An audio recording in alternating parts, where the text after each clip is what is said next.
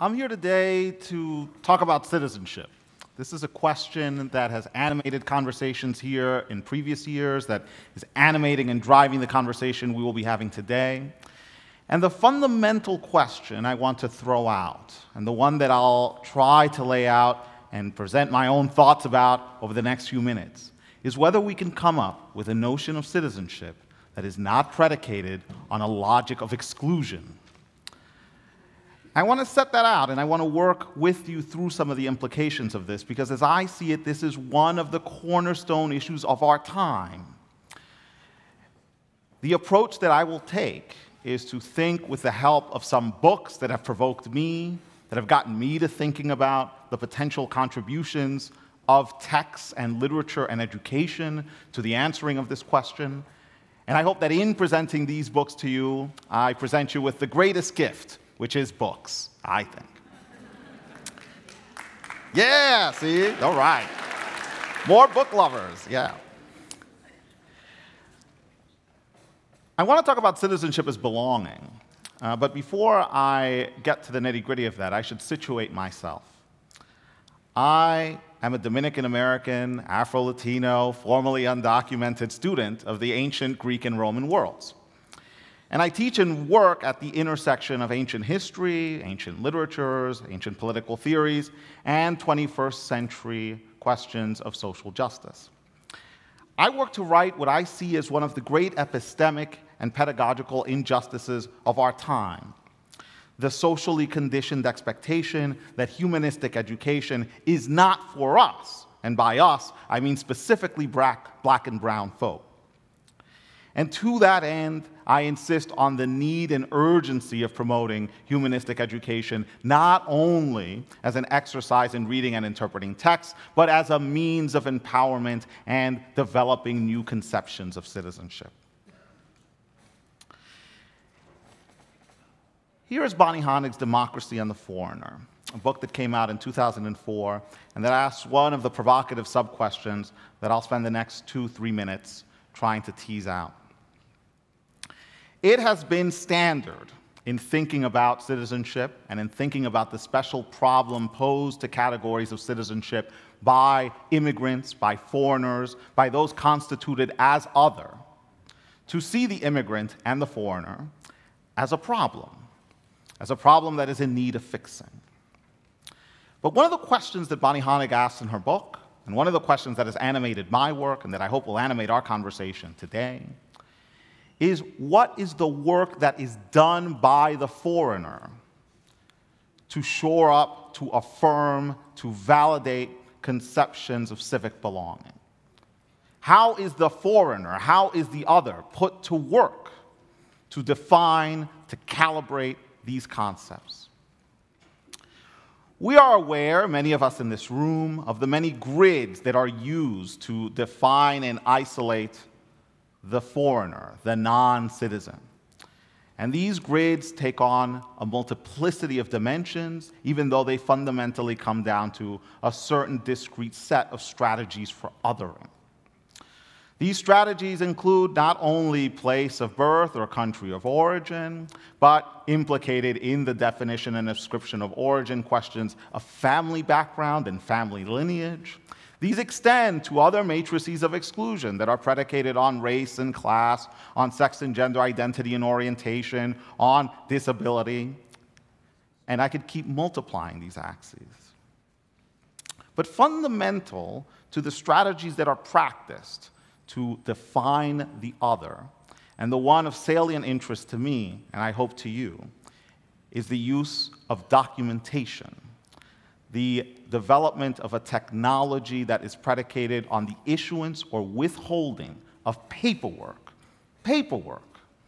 as a means of delimiting who is a citizen and who is not. In 2015, I came out with a memoir in which I explored my own childhood and adolescence as an undocumented immigrant in the United States. And one of the things that I tried to communicate in the memoir, and that I've since tried to communicate in my writing and teaching, is how absurd it seems, and how absurd it is, that whole lives can ride on the issuance or withholding of papers.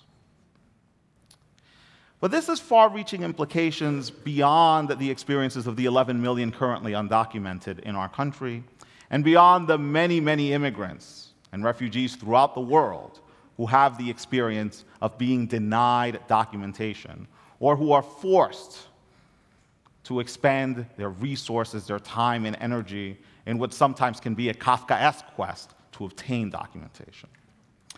As I see it, the problems of documentation are problems that reside at the very heart of citizenship itself. Because citizenship as constituted, not only in the United States, but in a whole host of countries that have devised similar democratic conceptions of what constitutes the perk of citizenship, what constitute the privileges of being a citizen, rely on documentation as a means of continuously perpetuating distinctions between groups of citizens and between citizens and non-citizens. One of the paths that needs to be taken in any conversation about citizenship and any conversation about documentation is how citizenship intersects with carcerality. And this now gets me back to the opening question that I laid out for you. How can we imagine a form of citizenship that is not predicated on a logic of exclusion?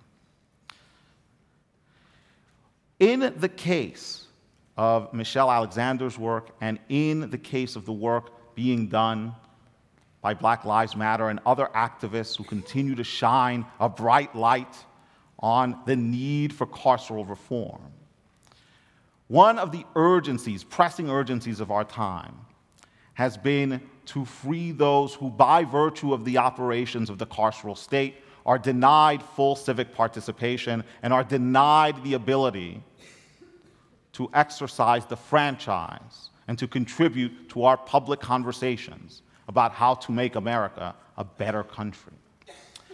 But I would argue that there's another question that we need to grapple with, one that is related to the issues that have been raised by the reform movements, one that has been picked up by the reform movements, but one that is also intimately tethered to the question of the logics of exclusion with which I began. And it is this: is the notion of citizenship that we have constructed in our country intimately locked into the logic of the carceral state?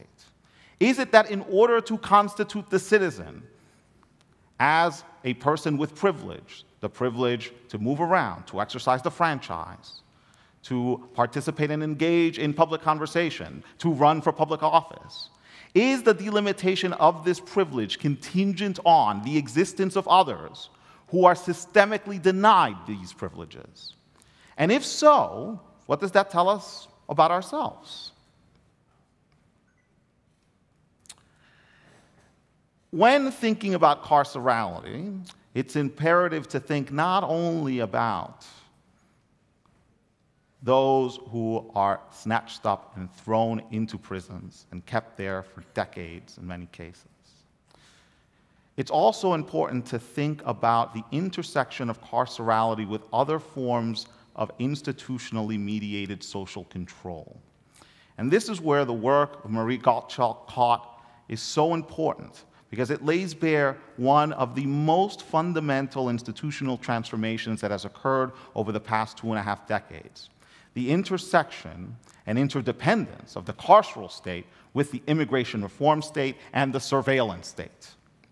And the argument laid out in this amazing book is that these three entities have fed into each other, have defined each other, have devised a common set of epistemic and technological practices that enable the state to carry out its work of systematically removing potential members of the civic body away from their communities and confining them either in carceral isolation or via deportation to a life outside that civic community, removed entirely from the possibility of contributing to that civic community.